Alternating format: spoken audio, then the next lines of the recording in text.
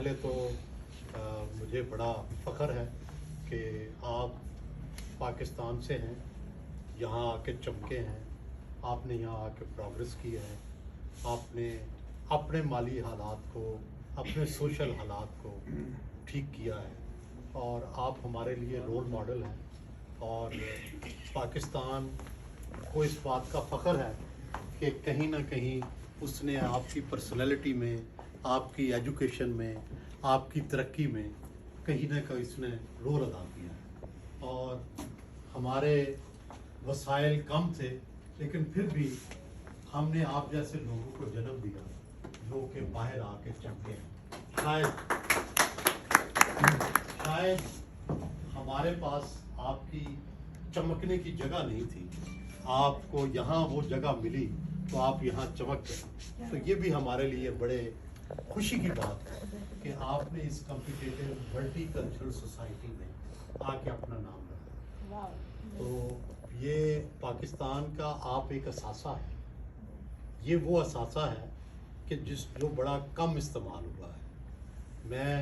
लोग नाराज़ हो जाते हैं, लेकिन जब मैं फिर भी ये कहना चाहता हूँ कि आप लोग हमें डॉलर भेजते हैं, लेकिन ये डॉलर काफ़ी नहीं है। हमें शऊर की ज़रूरत है, हमें आपसे जो आपने यहाँ सीखा है वो भेजने की ज़रूरत है। हमारी आपके बूट, आपके सूट हम पहन के 2 दिन फ़ख्र से चल तो पड़ते हैं, लेकिन हमें ज़िंदगी का रास्ता दिखाने की ज़रूरत है। यहाँ सोसाइटी क्यों सक्सेसफुल है, यहाँ डेमोक्रेसी और कॉन्स्टिट्यूशन और कानून क्यों ठीक है और हमारे यहाँ क्यों ठीक नहीं है, ये हमें बताएं। ये शऊर ट्रांसफ़र करें, हमें इस चीज़ की ज़रूरत है। और मेरी रिक्वेस्ट ये है कि यहाँ की आपने पॉलिटिक्स को देखा है, आपने यहाँ की डेमोक्रेसी को देखा है। बदकिस्मती से हमारी पॉलिटिक्स में, हमारी डेमोक्रेसी में हम तेरे और मेरे के दरमियान तफरीक करते हैं। मेरे लिए और असूल हैं, आपके लिए और असूल हैं। मेरा लीडर गिरफ्तार होगा तो मैं कहूँगा सब जालिम है, और जब आपका लीडर गिरफ्तार होगा तो फिर आप कहेंगे कि सब जालिम है। ये नहीं, असूलों पे चलें। ये कहें कि अदलिया आज़ाद होनी चाहिए, मीडिया आज़ाद होना चाहिए, कॉन्स्टिट्यूशन की हुक्मरानी होनी चाहिए, पार्लियामेंट जो है उसको सुप्रीम होना चाहिए।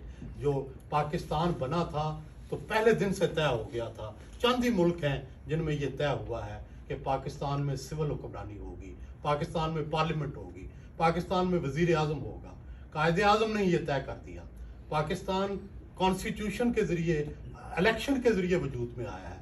पाकिस्तान में कोई लोग इनकलाब लेके नहीं आए थे, वोट डाले थे तो पाकिस्तान बना था। और 1973 का जो कॉन्स्टिट्यूशन है, इसमें सारी सियासी जमातों, सब मजहबी जमातों, सब सूबों का इत्तफाक है।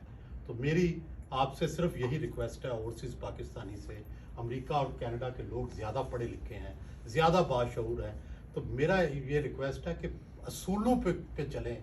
पर्सनैलिटीज़ आती रहती हैं, जाती रहती हैं। आप पर्सनैलिटीज़ के पीछे असूलों को रद्द ना करें। जिस दिन आप असूलों पे चलेंगे, शायद हम पाकिस्तान में आपसे कुछ मिसाल ले लें, आपसे कुछ सीख लें। हम सीखते हैं आपसे, हमारी जो मिडिल क्लास है आपसे बहुत सीखती है और बहुत लर्न कर रही है। और पाकिस्तान की मिडिल क्लास, जहाँ आप बुरी बातें सुनते हैं, मैं आपको अच्छी बातें भी सुनाना चाहता हूँ। वो ये है कि पाकिस्तान की मिडिल क्लास इंडिया से प्रोपोर्शन वाइज ज़्यादा है, और पाकिस्तान की मिडिल क्लास जो है ये एजुकेशन से इतनी मोहब्बत करती है कि दुनिया में ऐसी मोहब्बत नहीं है कि अपने कम रिसोर्सेज के बावजूद हम अपने बच्चों को, सारी मिडिल क्लास अपने बच्चों को बेहतरीन स्कूलों में पढ़ा रही है, बेहतरीन पैसे खर्च कर रही है। आप देखें, हम सब के बच्चे हमसे बेहतर स्कूलों में पढ़ रहे हैं, बेहतर ग्रेड ले रहे हैं ग्रामर स्कूलों में। हाँ, ये सच है साथ ही कि हमारी जो लोअर मिडिल क्लास है और हमारी लोअर क्लास है, उसकी एजुकेशन ठीक नहीं हो रही। वो पीले स्कूलों में या गवर्नमेंट स्कूलों में हो रही है, वो इग्नोर हो रहे हैं। लेकिन मिडिल क्लास ने अपने आप की एजुकेशन जो है बेहतर कर ली है। तो ये हमारे लिए रे ऑफ होप है। और फिर ये जो मिडिल क्लास है, दुनिया में जब भी मिडिल क्लास आती है, आप पूरी तारीख दुनिया की पढ़ें तो मिडिल क्लास अपने लिए स्पेस चाहती है। मिडिल क्लास पॉलिटिकल स्पेस चाहती है, सोशल स्पेस चाहती है। तो जो पीटीआई का फिनोमेना है, ये भी एक पॉलिटिकल और सोशल स्पेस लेने की कोशिश थी। वो कामयाब इतनी नहीं हुई, लेकिन इसका मतलब ये नहीं है कि मिडिल क्लास का एम्बिशन ख़त्म हो गया। मिडिल क्लास फिर कोशिश करेगी कि ये स्पेस मिले। टर्की के अंदर ये कामयाबी हासिल हो गई है।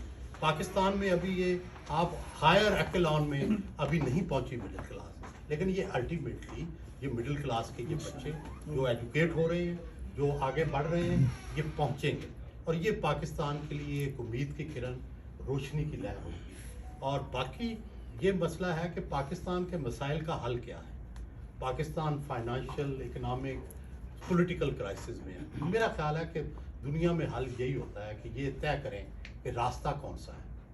तो हमारे यहाँ जो ये कन्फ्यूजन रहा है कि क्या कॉन्स्टिट्यूशनल हुकूमत होनी चाहिए या मार्शल लॉ हुकूमत होनी चाहिए। मेरा ख्याल है कि पहले तो हम इस तज्जिए से, इस तज़िये से निकलें और तय करें कि भाई पाकिस्तान का जब बानियान ने ये तय किया था 1947 में, तो पाकिस्तान में डेमोक्रेसी होनी चाहिए, चाहे वो जिस फॉर्म में भी हो, डेमोक्रेसी होनी चाहिए। सिविलियन गवर्नमेंट जो है उसके हाथ में इख्तियार होना चाहिए, आइन की हुक्मरानी होनी चाहिए, अदलिया की आज़ादी होनी चाहिए, मीडिया की आज़ादी होनी चाहिए। ये वो ह्यूमन राइट्स जो है उनको आगे रखना चाहिए। ये वो असूल हैं जिन पे सोसाइटी आगे चल सकती है। मैं कॉन्स्टिट्यूशन के ख़िलाफ़ चलता हूँ तो मुझे कंडेम होना चाहिए। आप कॉन्स्टिट्यूशन के ख़िलाफ़ चलते हैं तो आप कंडेम होना चाहिए। आप अगर जो है किसी से इंतकाम ले रहे हैं तो आप कंडेम हो, और मैं ले रहा हूँ तो मैं कंडेम हूँ। प्रिंसिपल्स पे हम आ जाएं तो मेरा ख्याल है कि पाकिस्तान की तकदीर अब भी बदल सकती है। और इंशाल्लाह मैं बड़ा पुरुमीद हूँ। ये मैं मैसेज देना चाहता हूँ कि नफ़रत बंद करें, एक दूसरे से नफ़रत करना, एक दूसरे के ख़िलाफ़ इंतकाम लेना, एक दूसरे को हर वक्त कंडेम करना, इससे निकलें। कभी इससे भी कौमें कामयाब हुई हैं, गालियाँ देकर, एक दूसरे का गिरबान पकड़कर। कई दुनिया में लोग कामयाब हुए, लोग कंसेंसस से कामयाब होते हैं, लोग एक दूसरे से इत्तफाक़ राय से, एक दूसरे को प्लेस देने से। आप यहाँ एक एथनिक कम्युनिटी हैं, देखो आपको स्पेस कितनी दी जाती है।